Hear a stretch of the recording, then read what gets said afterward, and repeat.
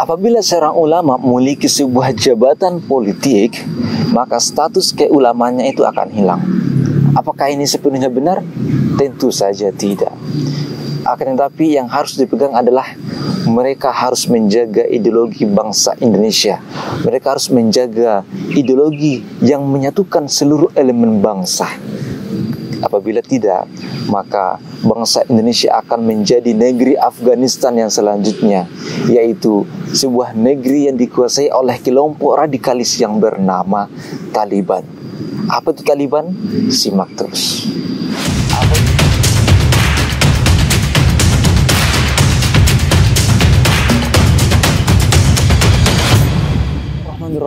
Bismillahirrahmanirrahim. Assalamualaikum warahmatullahi wabarakatuh. Salam sejahtera bagi kita semua. Salam Om Swastiastu, Namo Buddhaya, salam kebajikan. Teman-temanku sekalian, pada hari ini kita telah mendengar bahwa negeri Afghanistan telah dikuasai kembali oleh kelompok-kelompok Islam, kelompok-kelompok manusia-manusia yang merasa dirinya itu paling benar, yang merasa keyakinan mereka terhadap agama Islam itu yang paling benar, sehingga menganggap yang lain itu salah. Kelompok-kelompok mereka ini disebut sebagai kelompok Taliban. Kelompok Taliban ini memaksa masyarakat sipil untuk mengikuti mereka dan menjanjikan bahwa apabila mereka berkuasa, mereka akan membuat sebuah sistem yang menjamin kehidupan mereka, yang menjamin kehidupan sosial mereka, kehidupan agama mereka. Tetapi pada kenyataannya mereka ini adalah sekelompok manusia-manusia yang radikal. Mereka ini adalah kelompok-kelompok radikal yang memaksa masyarakat sipil untuk mengikuti pemahaman agama mereka. Sedangkan pada kenyataannya mereka ini adalah kelompok-kelompok yang sangat radikal. Mereka ini adalah kelompok yang sangat sadis. Misalnya saja dalam kasus perkosaan, kasus pembulian, kasus pembunuhan secara sadis, dan lain-lain. Dalam agama Islam saja, dalam fikih siasah Nabi Muhammad SAW, ketika Nabi Muhammad SAW memimpin Madinah, Nabi SAW sangat menghargai kelompok-kelompok yang berbeda, baik itu dari kalangan Islam sendiri, perbedaan mazhab, kemudian Nasrani, Yahudi, dan beberapa suku yang ada di dalam Madinah pada saat itu. Rasulullah mampu membangun sebuah kota Madinah yang penuh dengan kedamaian. Bahkan dalam ulama-ulama Islam setelahnya, seperti Imam Mazhab, Imam 4 Mazhab, itu mampu membangun sebuah keharmonisan meskipun dalam fikihnya sendiri itu berbeda-beda. A'udzubillahi minasyaitonirrajim. Bismillahirrahmanirrahim. Lakum dinukum waliyadin. Ayat ini sudah sangat jelas menjelaskan bahwa kita tidak boleh memaksakan kehendak seseorang terhadap pemahaman kita. Islam sendiri mengatakan bahwa Islam tidak pernah memaksa orang non-muslim untuk masuk ke Islam.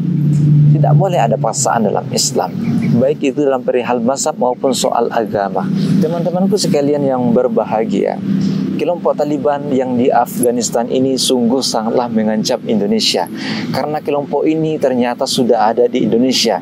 Kelompok ini secara bersenjata tidak ada, tetapi pola berpikir mereka itu sudah mengarah ke sana. Seperti apa itu? Ya, ini kelompok-kelompok Islam yang merasa kelompok mereka itu paling benar, ya. Dan kelompok-kelompok ini sudah memasuki pedesaan. Kenapa di Afghanistan saat ini susah dikendalikan? Karena di masa dahulu kelompok-kelompok ini memasuki wilayah-wilayah pedesaan tanpa diperdulikan oleh orang-orang yang cerdas, orang-orang yang berpendidikan. Sama seperti di Indonesia, apabila orang-orang yang berpendidikan tidak memperhatikan kelompok-kelompok seperti ini, kelompok-kelompok yang merasa dirinya paling benar, maka beberapa tahun kemudian atau beberapa dasawarsa kemudian, beberapa dekade kemudian, Indonesia akan seperti Afghanistan saat ini. Kelompok-kelompok yang ada di Indonesia ini perlu diwaspadai. Apabila tidak, sungguh miris. Indonesia yang terkenal dengan keramahan masyarakatnya, dengan ikatan Pancasila, itu akan musnah. Saudara-saudaraku sekalian berbahagia, orang yang berpendidikan harus memperhatikan kelompok-kelompok seperti ini. Apabila diam, maka generasi selanjutnya akan merasakan namanya radikalisme secara fisik. Kenapa Indonesia saat ini masih aman-aman saja? Karena yang memegang kendali masyarakat saat ini adalah didikan di masa dahulu yang penuh dengan kedamaian. Akan tetapi apabila anak-anak sekarang ini, remaja saat ini dididik oleh kelompok-kelompok radikal tersebut, maka beberapa tahun kemudian atau 25 tahun ke depan mungkin tahun 2045, maka Indonesia akan seperti Afghanistan saat ini. Sungguh sangat miris. Influencer, orang-orang yang berpengaruh di media sosial terus menggaungkan, dan ini jumlahnya sangat sedikit.